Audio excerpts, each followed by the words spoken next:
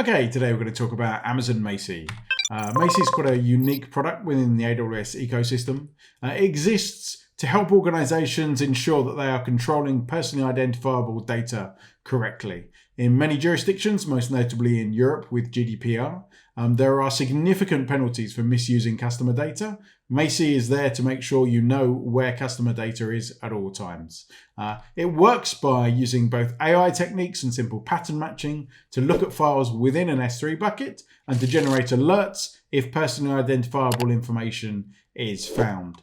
You can then, via Event Bridge, trigger whatever actions are necessary, maybe just notifying someone or actually a Lambda function, for example, to close off access to an S3 bucket where personally identifiable information has been found.